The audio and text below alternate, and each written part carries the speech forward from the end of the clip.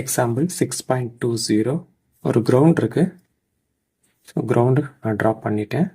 75 metre ஹைட்டில் ஒரு பட்டம் பறந்துட்டுருக்கு.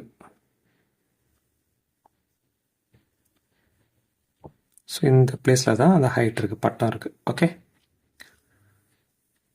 இப்போ இதுக்கு நேம் கொடுத்துப்போம். இந்த எண்டு ஏ, இது பி, இது C.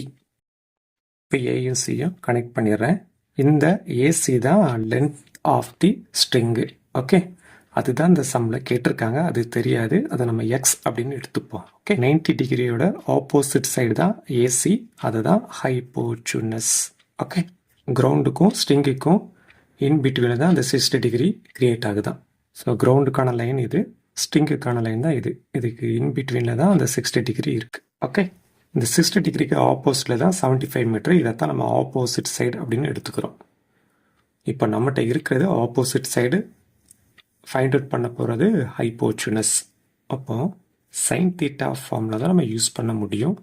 Sign theta equal to opposite side by hypotenuse. இந்த ஃபார்மில் வச்சு தான் அந்த சம்மை சால்வ் பண்ண போகிறேன். ஓகே, அப்போ sine 60 degree, opposite side 75, hypotenuse x. Okay, sine 60 டிகிரியோட வேல்யூ √3/2. ரைட்டு ஹேண்ட் சைடு அப்படியே எழுதிடுறேன். ரைட்டு ஹேண்ட் சைடில் டினாமினேட்டரில் எக்ஸ் இருக்குது, அதை லெஃப்ட் எடுத்து வந்துடுவோம். அப்போ நியூமினேட்டருக்கு வந்துடும். 75 அதே பிளேஸில் தான் இருக்குது. இப்போ லெஃப்ட் ஹேண்ட் சைடு √3/2 இருக்குது, அது ரைட் சைடு எடுத்து போயிடுவோமா? அப்போ 2/√3. கீழே √3 இருக்குது, அது ஒரு இரேஷனல் நம்பர். அதை ரேஷனல் நம்பராக மாற்றுறதுக்கு அதனுடைய கான்ஜுகேட்டால் மேலங்கிலையும் மல்டிப்ளை பண்ணுவோம். ஓகே, இப்போ √3 தான் அதனுடைய கான்ஜுகேட் வேல்யூ. ஓகே, இப்போ எக்ஸ் ஈக்குவல் டு 75 × 2 150.